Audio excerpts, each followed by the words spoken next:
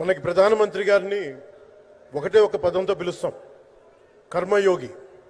ఏ ఫలితాలు ఆశించకుండా దేశ సేవే పరమావధిగా ఆయన ఆలోచిస్తూ ఎలాంటి లాభాపేక్ష లేకుండా కేవలం ధర్మాన్ని పట్టుకొని డ్యూటీని కర్మని ఏమాత్రం ఆశించకుండా చేస్తున్న అలాంటి వ్యక్తి మనం ఈ సమయంలో ఇలాంటి ఈ తరానికి వారు దిశానిర్దేశం చేసే విధంగా ప్రధానమంత్రి స్థాయిలో ఉండటం మనందరం చేసుకున్న అదృష్టం.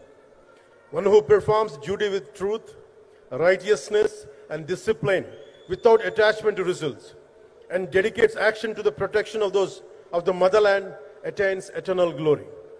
The statement perfectly describes Honorable Prime Minister Shri Narendra Modi ji.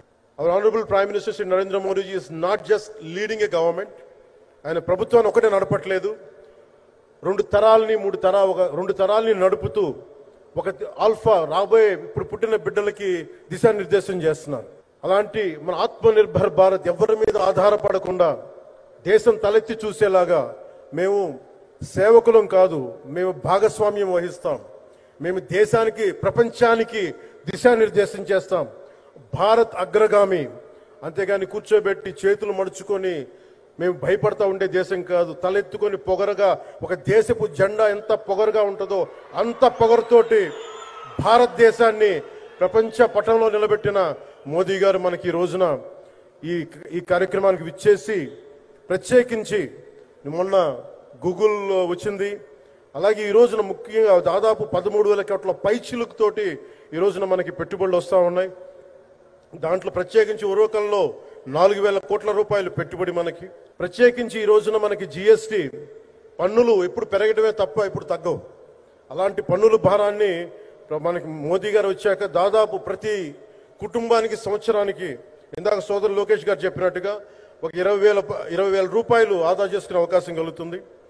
ఇది జిఎస్టిలో విద్య కానీ వైద్యం ఖర్చులకు భారం నుంచి సామాన్యులకు ఉపశమనం కలిగిస్తోంది.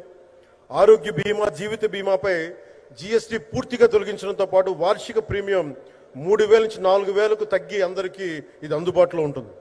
అలాగే విద్యార్థులకు కావచ్చు, ఇలాంటి ప్రతి ఒక్కరికి కూడా అన్ని రంగాల వాళ్ళకి ప్రత్యేకించి మనకి జిఎస్టి వల్ల లాభాలని అందరికి అందించేలా ముందుకు తీసుకెళ్తే ప్రతి ఒక్కరికి గౌరవ ప్రధానమంత్రి గారికి, దీనికి సహకరించిన గౌరవ ముఖ్యమంత్రి శ్రీ నారా చంద్రబాబు నాయుడు గారికి ప్రతి ఒక్కరికి నా హృదయపూర్వక ధన్యవాదాలు తెలుపుకుంటూ, ప్రధానమంత్రి గారికి ఇంకొకసారి ప్రత్యేక ధన్యవాదాలు తెలుపుకుంటూ, మేమందరం ఈ కూటమి ఒక 15 ఏళ్ళకి తక్కువ కాకుండా బలంగా ఉండాలి. మనందరం ఎంత బలంగా ఉండాలి అంటే ఇంక ఇది తప్ప ఇంకెవరికి ఏది రాదు.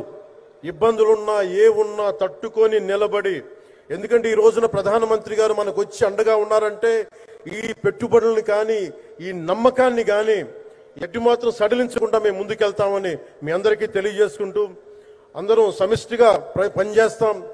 ప్రధానమంత్రి గారి నాయకత్వంలో గౌరవ ముఖ్యమంత్రి నారా చంద్రబాబు నాయుడు గారి స్ఫూర్తితోటి, ఆయన నాయకత్వంతో ముందుకెళ్తాం. మేమందరం మీ ఆకాంక్షల్ని, వచ్చే తరం ఆకాంక్షల్ని ముందుకు తీసుకెళ్తామని తెలియజేసుకుంటూ సెలవు తీసుకున్నాను. జై భారత్, జై హింద్.